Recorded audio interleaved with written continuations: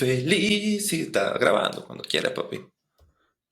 Variety. Bienvenidos sean todos. ¿Cómo estás, amigo Cheo? ¿Cómo has pasado? Estás ahí calladito, ¿vale? Excelente, excelente. Aquí solo esperando por este momento y nada, vamos para adelante que este es el primero de muchos. Hay infinitos artículos y vamos a Y por estar. favor, deja en la caja de sugerencias lo que, mira, hablen de esto. Ujú. Yo quiero más evidencia de esto. Y la idea es tratar de ir de alguna forma como engordando estas, estos tópicos por áreas, por así decirlo. Si tú quieres saber de distalización, si quieres saber de clase uno, si quieres saber de clase 2, si quieres saber de alineadores, ir haciendo como categorías de tal modo de que en tu práctica clínica y en tu práctica diaria sea mucho más fácil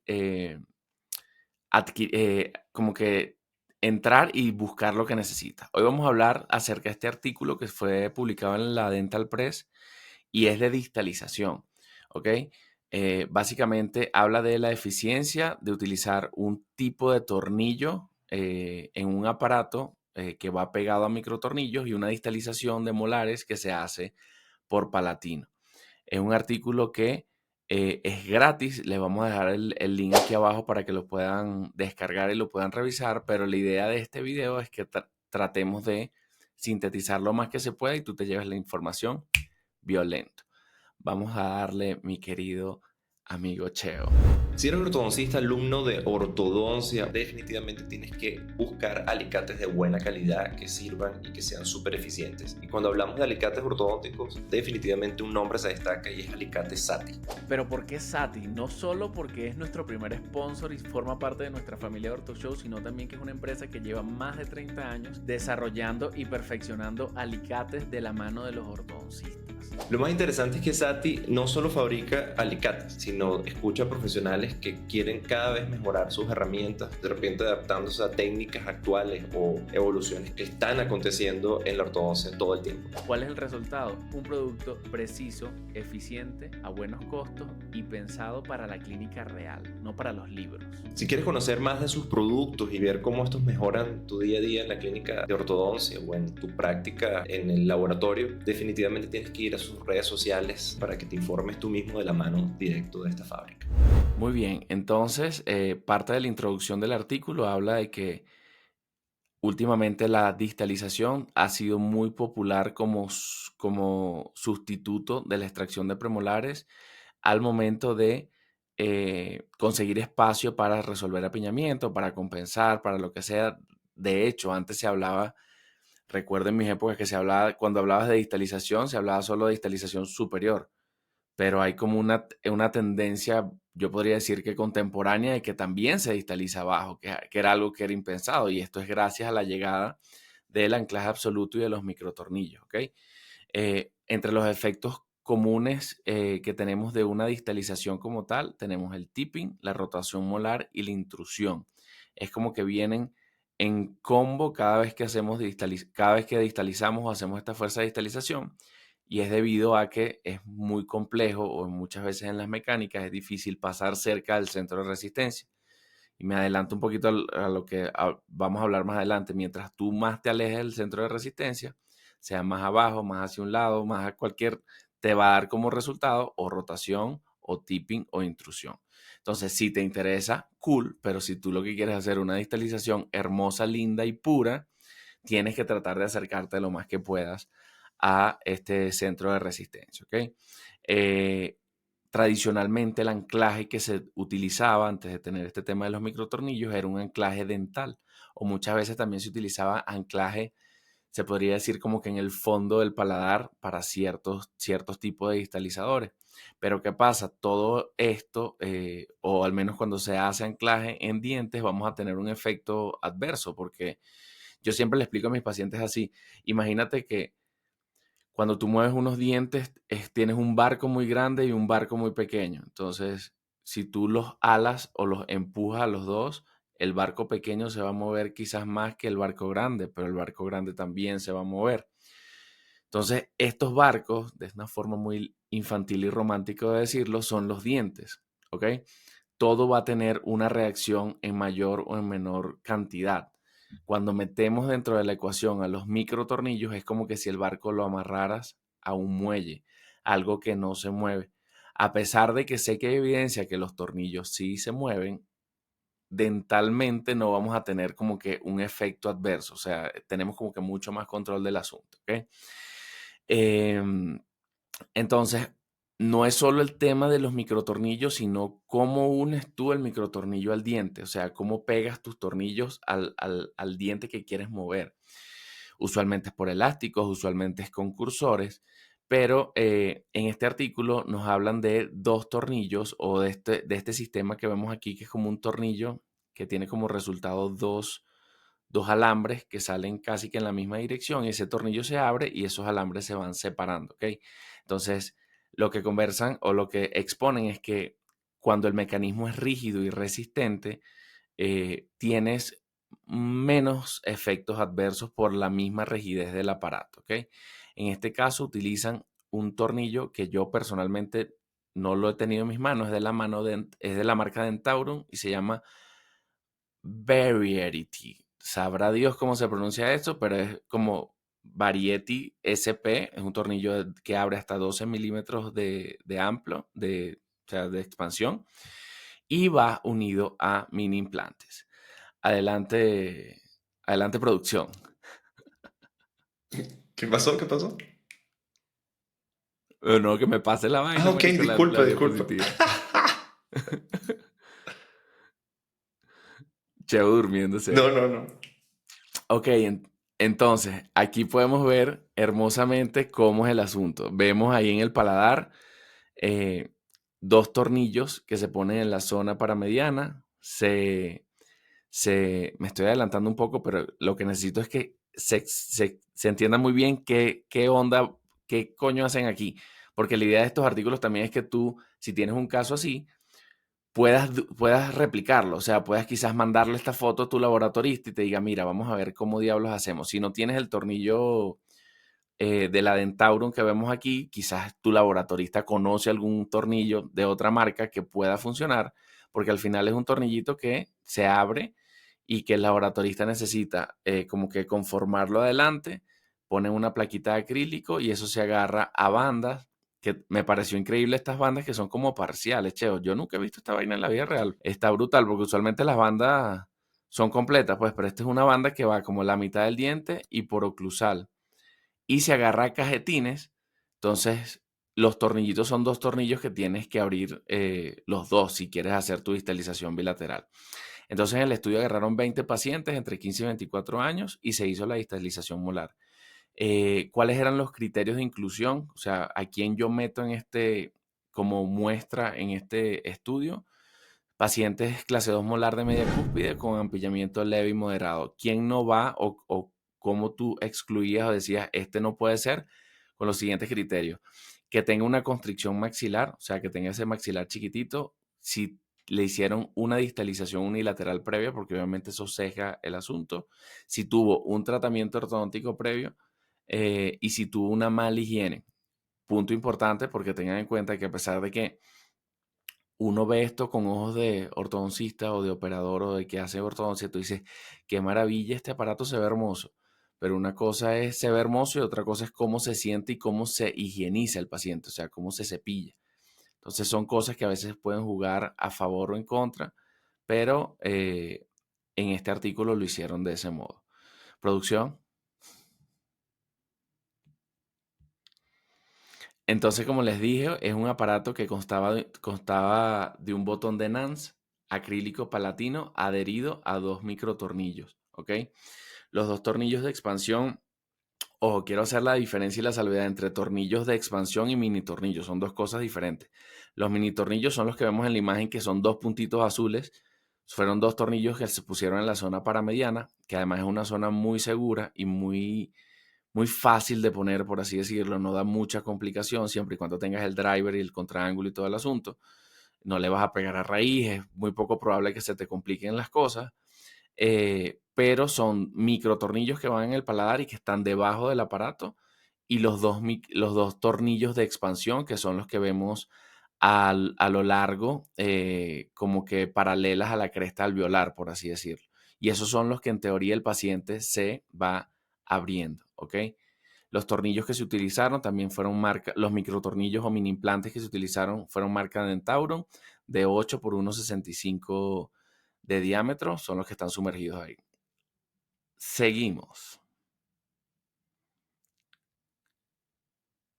Ok. Muy bien. Entonces, esto no sale en el artículo, pero te estoy tratando de dar una forma práctica en el caso de que tú decidas irte por este camino. ¿Qué hago? O sea, ok, doctor, me encantó su artículo, yo quiero hacer esto. ¿Qué es lo primero que tienes que hacer? Primero, planificas y colocas tus microtornillos. En el artículo hablaban de dejar eh, los microtornillos antes de montar el aparataje unas 3 semanas pensando en la osseointegración, que es algo que a mí también me llamó mucho la atención porque usualmente estos tornillos no están hechos para que se osseointegren, porque son pulidos. Así lo decían ellos. Ellos dicen, los recomendamos dejar 3 semanas ahí. Yo he puesto tornillos y los activo de una vez y eso no, o sea, desde mi punto de vista, en mi experiencia clínica, para mí eso no afecta. De hecho, hay autores, corrígeme si me equivoco, Cheo, que recomiendan un estímulo de poquita fuerza inicial porque eso estimula a que todo se pegue mejor, tenga una mejor retención el microtornillo. Pero como vemos aquí, este artículo no lo hice yo simplemente estoy funcionando como vocero de lo que dice la gente del artículo y dando mi opinión. Entonces, ¿qué es lo primero que hace? Pones tus microimplantes, bello, pusiste tus 2 microimplantes, tomas una impresión, los autores sugieren que sea en silicona, se envía en laboratorio, antes de eso ya tú tienes el laboratorista debería tener todos los datos de lo que tú quieres y lo que se quiere hacer. Aquí puse igual, se esperan 3 semanas de acuerdo a lo que dicen los autores y cementas tu aparato. Doctor, ¿cómo voy a activar ese aparato y con qué frecuencia? Según lo que dice en el artículo, 1/4 de vuelta por semana de cada lado. Ojo, porque no es que activé uno y el otro se me olvidó. Obviamente eso también va de acuerdo a tus necesidades, porque no veo por qué no esta mecánica se pudiera hacer unilateral. O sea, simplemente mandas a que no te hagan un brazo, pegas a los tornillos y pones tu tornillito. En el caso de que tengas una clase 2 unilateral, activas tu vaina. Hermoso, belleza, como dice mi amigo Carioca que está aquí de producción. Muy bien, seguimos con la otra. Entonces, así se ve el paciente. Vemos en las imágenes superiores cómo están los microtornillos instalados. Vemos esas clase 2 caninas molares y premolares. Y luego de la expansión, vemos el resultado de esos espacios a distal de los caninos, perdón, a mesial de los molares. Y en ese caso, me imagino que luego la fase siguiente es terminar de poner tus brackets, mantener ese aparato ahí, porque ten en cuenta que si usualmente tenemos una clase 2 y vamos a hacer una retracción superior, tienes que mantener esos molares en esa posición. Si tú vienes de gracioso y dices, bueno, el paciente está obstinado ya de este aparato, vamos a sacarle todo y cierro los espacios, es bastante probable que esas muelas se te vuelvan a echar hacia adelante y pierdas tu distalización. Entonces siempre tengan en cuenta, cuando se hace una distalización, no es solo el proceso activo de distalizar los molares, sino qué haces para mantener esos molares atrás y que puedas mover todo lo de adelante superior hacia atrás. Curioso también que en la imagen del centro inferior vemos cómo sellan los tornillitos con resina fluida. Todo se ve bonito. Poca higiene, pero ahí los molares están mucho más cerca de clase 1 a como empezó. Muy bien, producción. Seguimos. Entonces tú dirás, pero ¿cómo miden la distalización? O sea, ¿qué? Porque tú dices, ok, yo veo clínicamente que pasó de clase 2 a clase 1, pero en el mundo de la investigación necesitamos números. Lo que no se puede medir cuantitativamente no se puede demostrar. ¿Eso no es así, doctorado? ¿Sí o no? Muy bien, vamos bien. Entonces, ¿qué hicieron ellos? Tomaron medidas cefalométricas, unas medidas cefalométricas de inicio y unas medidas cefalométricas después de la distalización.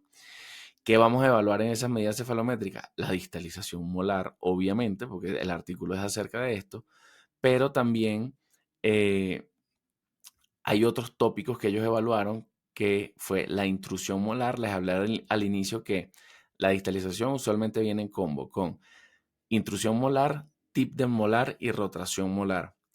Pero además, ellos también querían evaluar el tip del premolar y el torque del incisivo superior, ¿ok? En esta parte, ellos tienen medidas cefalométricas para cada una de estas cosas. No voy a adentrarme en eso porque nos vamos a dormir aquí todos, pero lo que quiero que vean es que tú a veces dices, voy a distalizar arriba, ni siquiera estoy tocando premolares, ni siquiera estoy tocando incisivos, pero todo eso se mueve. Porque desde mi punto de vista, al crear un hueco, los mismos labios y toda la boca se adapta a eso y va moviendo absolutamente todo. Eso sin hablar de las fibras que unen los dientes y que van moviendo dientes a pesar de que no tengan brackets ni les estés haciendo fuerza. Pero entonces, tú dices, bueno, cefalométricamente, yo mido la distalización, la intrusión, el tip del premolar, el torque, el incisivo, todo eso se puede medir cefalométricamente. Pero ¿cómo mides cefalométricamente la rotación molar? No hay forma, no lo puedes hacer con cefalometría porque tú no puedes ver en una cefalometría cómo un diente se rota. Entonces, ¿cómo hicieron para medir la rotación molar? Producción. Next, please. Mediante un escáner, mediante un escaneo. De esa forma, sí podemos ver cómo la muelita se gira por una visión o por una visión, por una vista oclusal, ¿ok? Entonces, cuando se escanearon los pacientes y lo que hicieron es tomar las cúspides, ciertas cúspides, que me parece que son las mesiales, eso traza una línea y se conjuga o se saca un ángulo con la línea media o el rafe medio o la línea media de la arcada superior. ¿Ok? Entonces, eso te da un valor numérico, te da un ángulo. Entonces, de acuerdo a los cambios de ese ángulo, tú puedes decir la muela se rotó o la muela no se rotó. Producción. ¿Cuáles fueron las medidas que se tomaron? Toda esta tabla aquí, que obviamente es el resultado en bruto de todo lo que se sacó de toda tu muestra, de toda la muestra que se hizo. Es un montón de valores que cambió. De hecho, ellos en el artículo agrupan que si 5 pacientes les pasó esto, a 6 pacientes les pasó esto. Entonces, en promedio hubo cambios significativos, sobre todo en la distalización, porque es como que la fuerza como más clara que se está haciendo. Los primeros premolares se tipearon también, el incisivo central tuvo una tendencia a retroclinarse también en ciertos ángulos, y el ángulo entre la cúspide mesiobucal y la línea media también se giró en poca proporción, y fíjate que hubo una diferencia que me pareció fabuloso, no fabuloso, sino bien curioso. Del lado derecho 4.1, más o menos 0.19, y del lado izquierdo 3.4. O sea, a pesar de que tú estás haciendo tu activación de los dos lados, de un lado se rotó estadísticamente más que del otro. ¿A qué le podemos echar la culpa a eso? Quizás que uno mastica más de un lado que del otro. Algo pasó ahí, pero sí hay diferencias. Seguimos, producción.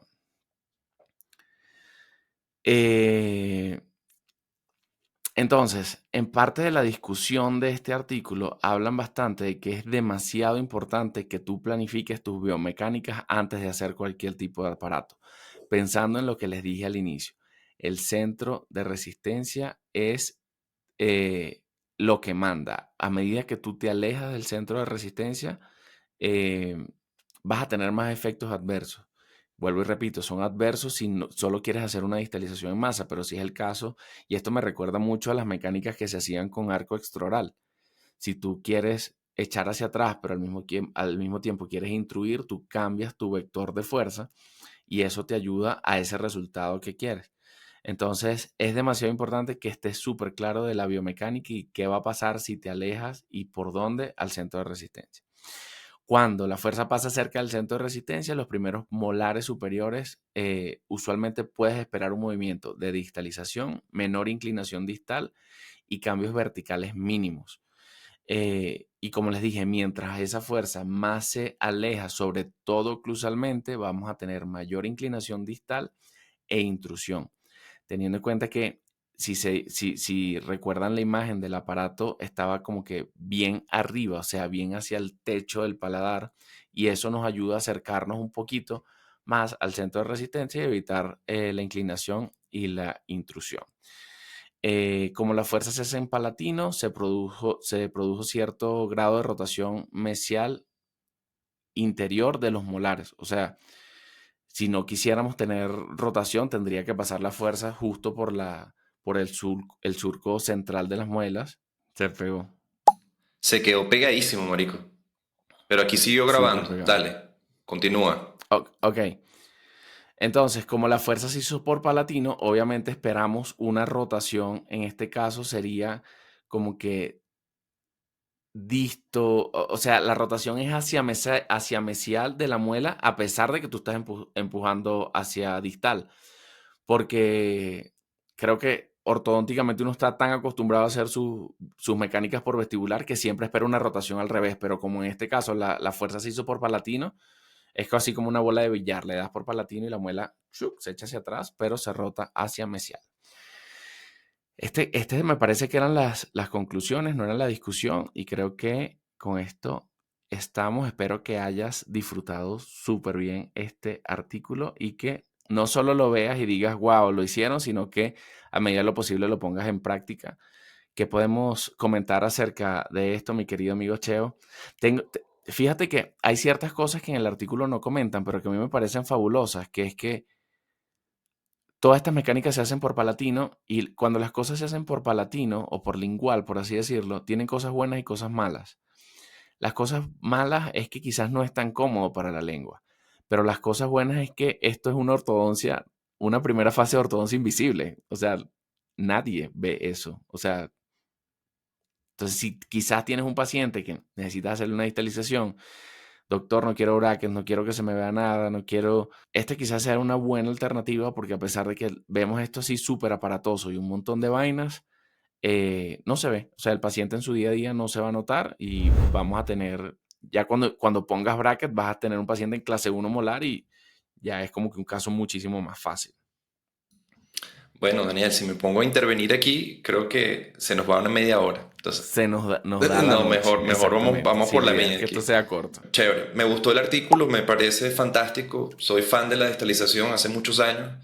Y esto se parece a un distalizador clásico que es el First Class, que va por palatino y tiene los mismos efectos de distalizar por palatino. Como tú bien lo explicaste, la banda, te corrijo, no es una banda, es un prototipado, eso probablemente lo imprimieron y sale así. Entonces no tienes ni que separar, que es una ventaja para cualquier tipo de aparato de este tipo, que son prototipados, o sea, son impresos en metal ya. Esto probablemente lo hicieron en un laboratorio aquí bien famoso en Brasil, con el que tengo el placer de trabajar y me parece un resultado bastante interesante. Los mismos efectos de cualquier distalización son esperados aquí en este artículo. Claro, exactamente. Como tú bien lo dijiste, esto es verdaderamente invisible, más que los alineadores, no se ve literalmente.